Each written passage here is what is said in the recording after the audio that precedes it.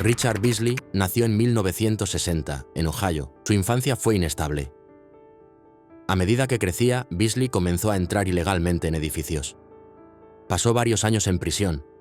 Después de su liberación en 2004, regresó a Ohio. Se llamaba a sí mismo un predicador callejero. Administraba una casa para personas que salían de la cárcel o que luchaban contra la adicción. Decía que quería ayudar, pero detrás de eso había algo más. En 2011, Beasley se unió a un joven de 16 años llamado Brogan Rafferty. Juntos montaron una trampa. Publicaron anuncios falsos de trabajo en Craigslist. El anuncio ofrecía $300 a la semana y un lugar para vivir. El trabajo: cuidar una granja en el sureste de Ohio. Para hombres en dificultades y sin familia. Parecía una oportunidad para empezar de nuevo. Pero era una trampa. 3 hombres que respondieron al anuncio nunca regresaron. Un cuarto, Scott Davis, de 49 años y originario de Carolina del Sur, también apareció. Al pasar junto a Beasley, escuchó un clic de pistola. Se dio vuelta. Beasley apuntaba el arma hacia él. Davis apartó la pistola y corrió. Fue herido en el brazo, pero siguió adelante. Logró llegar al bosque y pedir ayuda. La policía pronto descubrió el plan. Los fiscales dijeron que Beasley escogía a hombres solos, desempleados y sin familia cercana. Quería robarles y robar sus identidades. Y confiaba en que nadie notaría que habían desaparecido. Cuando Davis escapó, todo se desmoronó. Beasley y Rafferty fueron arrestados. En el juicio, Beasley negó todo. Afirmó que Davis había sacado un arma contra él. Dijo que estaba colaborando con la policía en un caso de una banda de motociclistas, y que Davis estaba enojado por eso. Pero las pruebas contaban otra historia. El jurado declaró a Beasley culpable de varios delitos graves: homicidio, robo planeado, detención ilegal y tentativa de asesinato. Recomendó la pena de muerte. El juez, que sabía que Beasley tenía 53 años en ese momento, estuvo de acuerdo. En la sentencia, la madre de Beasley habló de nuevo sobre su difícil infancia. Contó que el padrastro de Beasley lo maltrataba con frecuencia. Dijo que los vecinos también se aprovecharon de él cuando era niño. El trauma, dijo, nunca lo abandonó. Un psicólogo explicó que Beasley sufría depresión, problemas con el alcohol, baja autoestima y aislamiento, todo ligado a sus primeros años. A pesar de eso, el tribunal decidió que sus actos eran demasiado graves. Beasley no habló en la audiencia. Más tarde, dijo a los periodistas que sentía pena por las familias de las víctimas y creía que su caso sería revocado. Como Rafferty tenía solo 16 años cuando todo esto pasó, no pudo recibir la pena máxima. Le dieron cadena perpetua sin posibilidad de libertad anticipada. El siguiente hombre era el amigo de confianza en ambas casas. Luego vino el horror. George C. Brinkman Jr. nació en 1972 en Ohio. Su vida fue inestable. Se mudaba con frecuencia y tenía dificultades para mantener relaciones estables. Su historial mostraba un patrón. En 1990 fue acusado de conducta desordenada. Un año después, causó daños a la propiedad. En 1998, escribió cheques falsos. Cada vez pasó tiempo tras las rejas. Entre periodos en la cárcel, hacía trabajos ocasionales. Repartía guías telefónicas, construía muebles, arreglaba autos, rara vez tenía un lugar propio. A menudo se quedaba en casas de amigos solo para sobrevivir. Una de esas amigas era Susanna Taylor. Se conocían desde la escuela primaria. Sus 2 hijas, Taylor y Kelly Pfeiffer, lo admiraban. Lo veían como una figura paterna. También tenía vínculos con Rogel, Jane, John y Roberta Bobby John. En el pasado, había salido con su hija y trabajaba para el negocio de Gene. Estas conexiones lo acercaban mucho, demasiado cerca. El 10 de junio de 2017, Brinkman llegó a la casa de Susanna Taylor en North Royalton, Ohio. Una vez adentro, obligó a Susanna y a sus hijas a entrar en una habitación. Les ató las muñecas y los tobillos. Allí fue cuando la situación se volvió terrible. Susanna sufrió heridas fatales. Taylor Pfeiffer perdió la vida tras ser dominada en su cuarto. Y la vida de Kelly fue arrebatada con un cable de teléfono, dejándole casi ninguna oportunidad de defenderse. Cuando terminó, Brinkman colocó los cuerpos en la cama de Taylor y los cubrió con mantas. Al día siguiente, el novio de Taylor intentó llamar. No obtuvo respuesta. Fue a la casa y hizo un descubrimiento horrible. Encontró a las 3 víctimas y llamó a la policía. Los investigadores notaron algo extraño. El cabello de Taylor había sido cortado. Ese pequeño detalle sugería que Brinkman había planeado todo. Debido a sus lazos cercanos con la familia, la policía pronto centró su atención en él. Fue encontrado en casa de un amigo en Brunswick. Tras un tenso enfrentamiento de 9 horas, los oficiales lo arrestaron. Después de esos hechos, Brinkman se fue a Lake Township, Ohio. Estaba vigilando la casa de los John mientras ellos estaban de vacaciones. Cuando Gainey y Bobby John regresaron el 11 de junio, discutieron sobre el cuidado de su perro. Brinkman tomó la pistola calibre .45 de Gainey.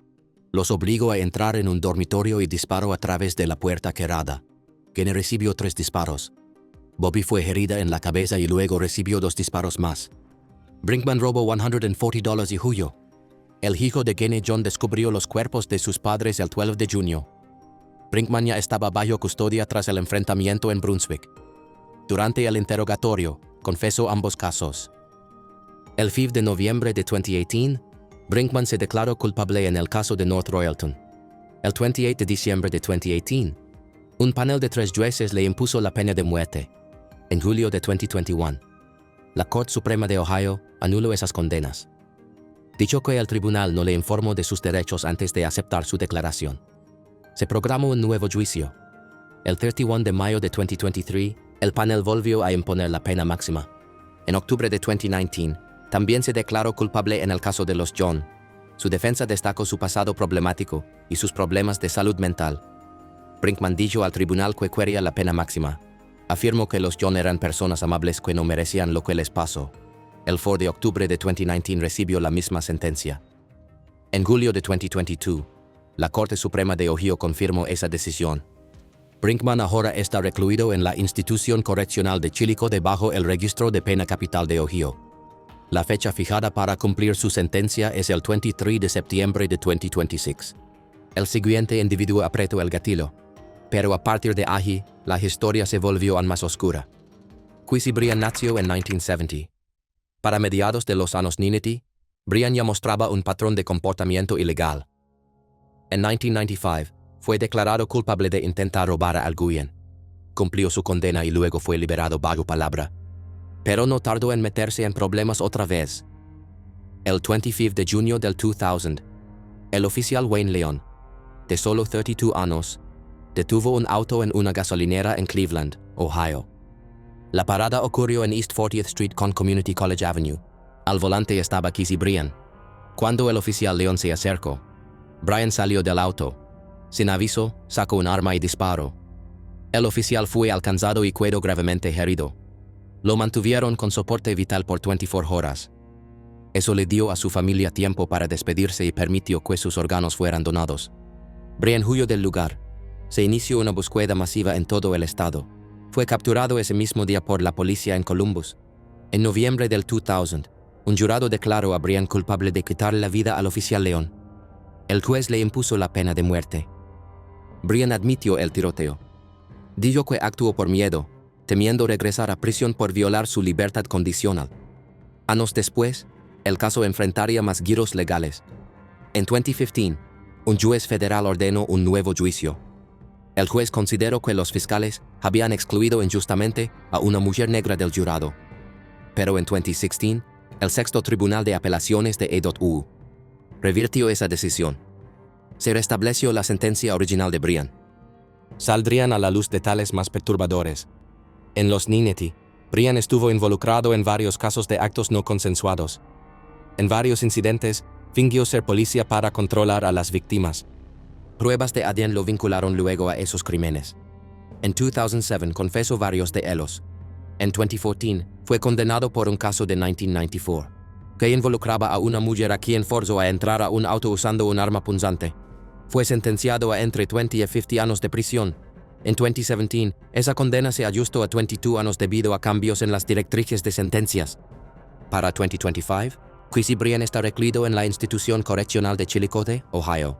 Está programado para enfrentar la pena máxima del estado el 7 de enero de 2026. Los siguientes hombres vagaban de ciudad en ciudad. Y donde quiera que iban, mujeres desaparecían. Sean Michael Great nació en 1976 en Marion, Ohio. Sus padres eran Terry Great y Teresa McFarland. De niño, su vida parecía normal. Jugaba fútbol americano y softball en el patio. Pasaba tiempo con los niños del vecindario. Pero la escuela fue difícil. Tuvo que repetir tanto el jardín de infantes como primer grado. Aún así, la gente lo veía como alguien educado. encantador, especialmente con las chicas. Luego, las cosas comenzaron a cambiar. Justo 2 días antes de su 6º cumpleaños, sus padres se separaron. Cuando tenía 11 años, su madre dejó Ohio para vivir con otro hombre. Se mudó a Kentucky. Shawn se quedó con su padre. Más tarde, se inscribió en River Valley High School. Era un jugador talentoso de béisbol. Los entrenadores tenían grandes esperanzas, pero se rompió el brazo. Los médicos le hicieron pruebas y encontraron un tumor. Fue operado. Sus días como jugador terminaron. A medida que crecía, las cosas tomaron un giro más oscuro. Entre 2006 y 2016, Shawn Grete se convirtió en el centro de un patrón inquietante. Una mujer tras otra desaparecieron en el norte de Ohio. Para cuando se descubrió la verdad, 5 mujeres habían perdido la vida. El chico amable de Marion se había convertido en alguien que nadie vio venir. Aquí está la línea de tiempo de las víctimas conocidas. Jane Doe, 2006. Este fue el primer caso conocido. Nunca se identificó su nombre. Shawn dijo que ella le había tomado $4 cuando fue al baño. Después de eso, terminó con su vida por la fuerza. Rebecca Lacy, 2015. Dijo que Rebecca también le había tomado $4. Reaccionó haciendo lo mismo que en el caso anterior. Al principio se pensó que su muerte estaba relacionada con sustancias, pero eso cambió cuando Shawn contó la verdad. Stacey Stanley, 2016. Fue reportada como desaparecida una semana antes de que Shawn fuera capturado. Su cuerpo fue encontrado en una casa vacía en Ashland. El equipo médico confirmó que su vida fue arrebatada por la fuerza. Elizabeth Griffith, 2016. Su cuerpo también fue jalado en la misma casa que Stacey. Había estado desaparecida cerca de un mes. Murió de la misma manera. Candice Cunningham, 2016. Shawn llevó a la policía al lugar donde estaban sus restos. Fue en el condado de Richland, detrás de una casa que había sido destruida por un incendio. Dijo que ella se había vuelto un problema y admitió haber terminado con su vida en junio de 2016. Su identidad fue confirmada el 1 de noviembre de ese año. Las razones de Shawn parecían venir de sus frustraciones personales y de algunas ideas retorcidas sobre lo que la gente merecía o no. En cartas a los medios dijo que algunas mujeres ya habían perdido la cabeza, por lo que él veía como interferencia del gobierno. Creía que mentalmente ya no eran las mismas personas. También mencionó que recibió una tarjeta de alimentos por valor de $197 y se sintió molesto porque otros recibían más, como $700. Dijo que nadie lo apoyaba. El 13 de septiembre de 2016, una mujer atrapada por Shawn logró escapar. Llamó al 911 desde la misma casa vacía donde se encontraron 2 víctimas.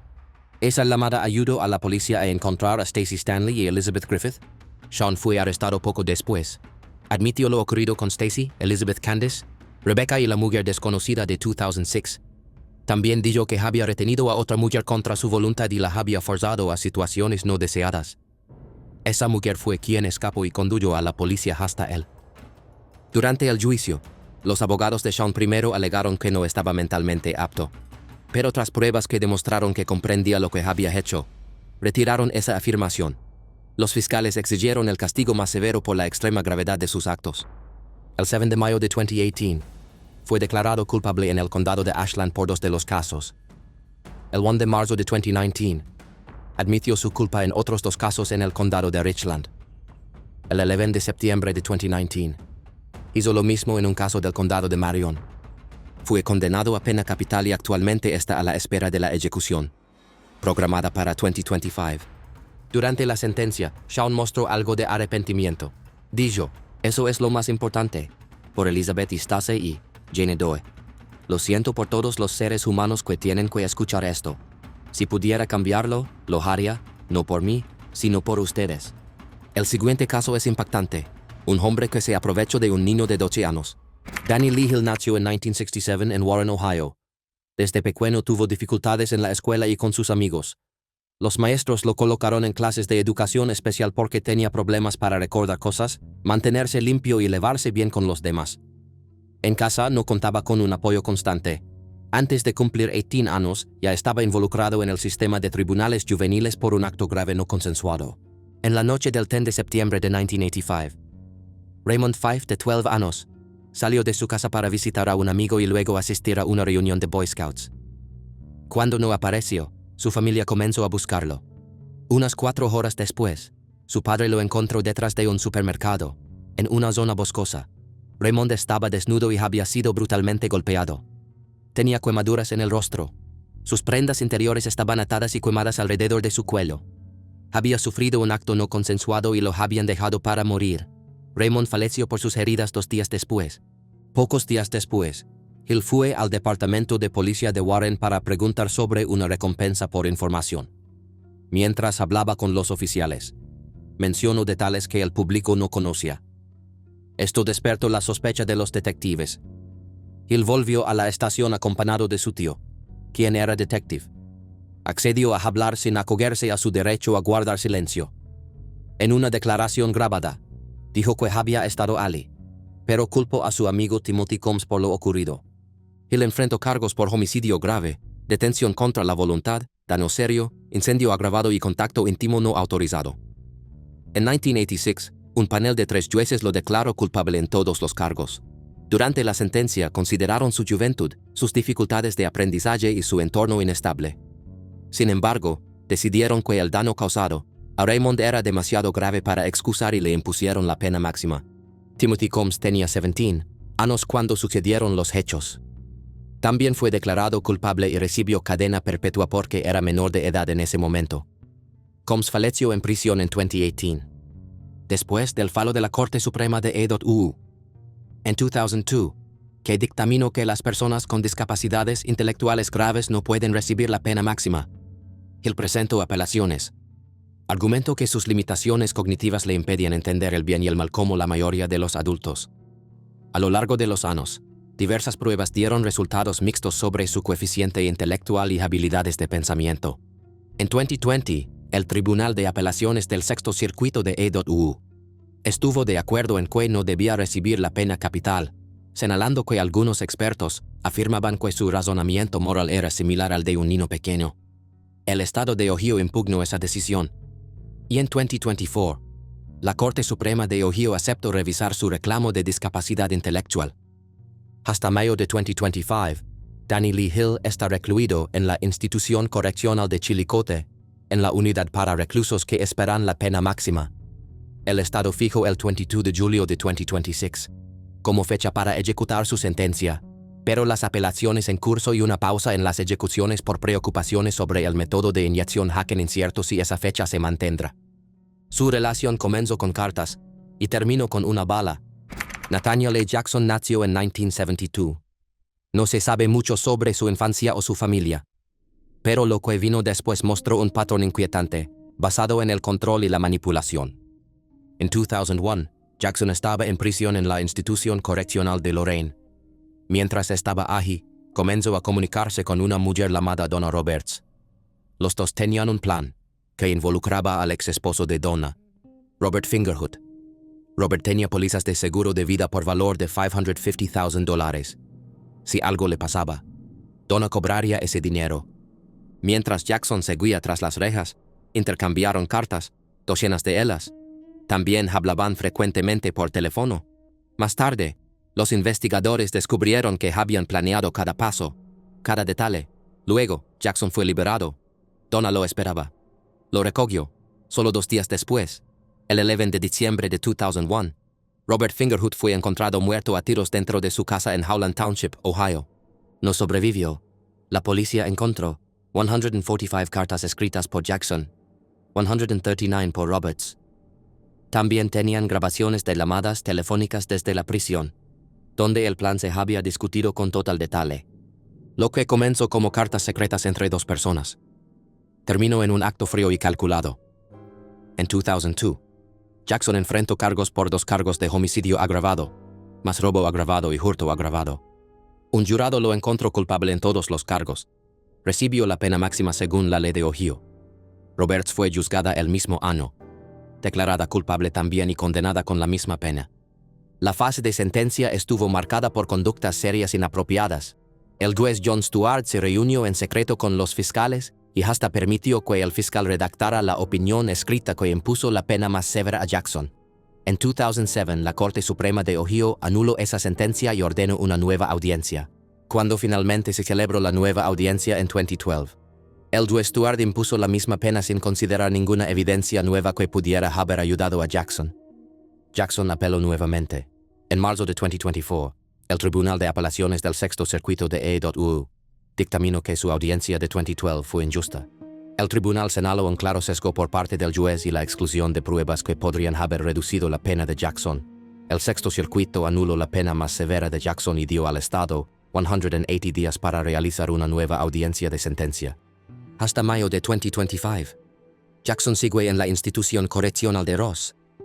Si el Estado no realiza su nueva audiencia antes de finales de noviembre de 2025, su condena se convertirá automáticamente en cadena perpetua. El siguiente hombre fue liberado temprano de prisión, y 5 mujeres nunca regresaron a casa. Anthony Wayne Kirkland nació en 1968 en Cincinnati, Ohio. Su madre, Carol Yvonne Kirkland, tenía 17 años y no estaba casada cuando nació.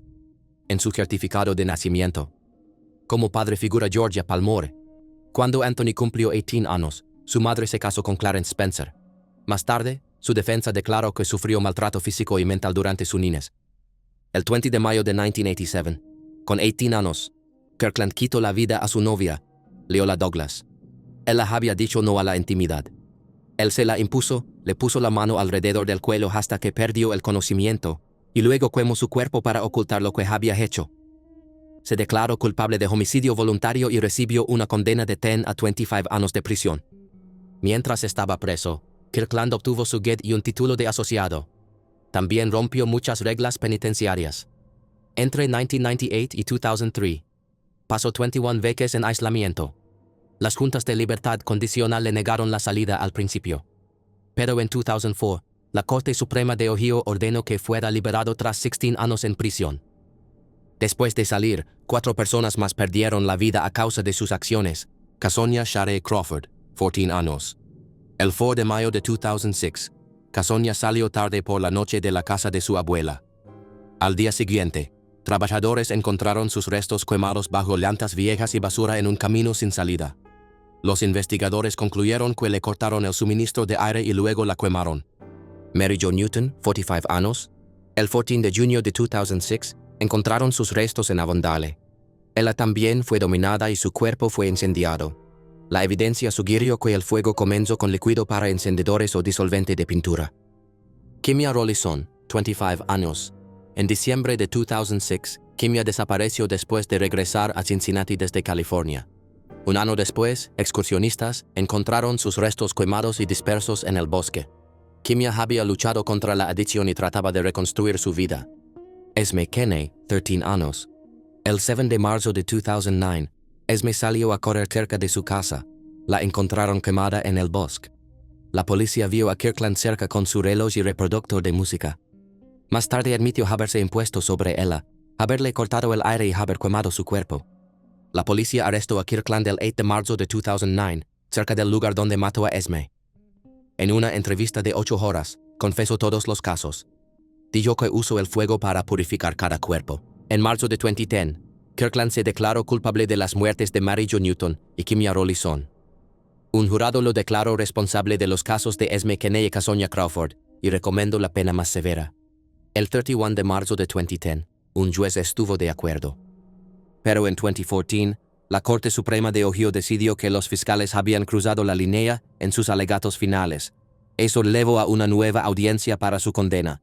En 2018, un nuevo juicio impuso nuevamente la pena más severa para los casos de Esme y Casonia, además de cadenas perpetuas para Mary Jo y Kimya.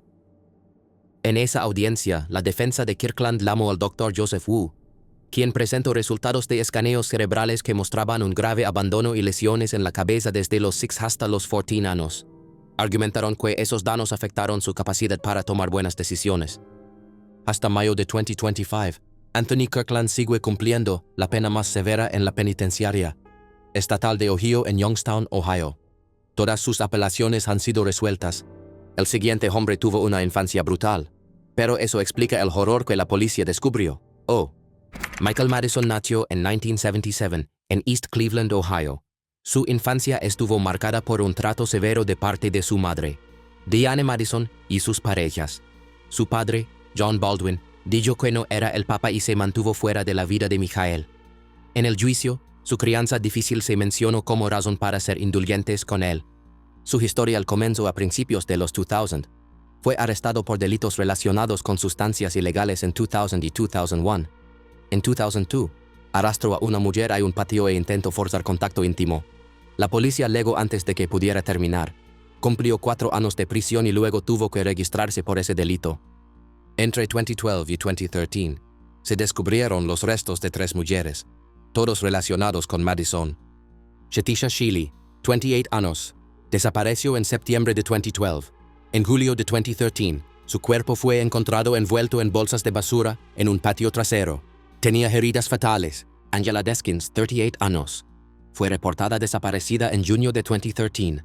Su cuerpo fue jalado en el sótano de una casa vacía, también envuelto en bolsas de basura. Le cortaron el suministro de aire con una cuerda o cable.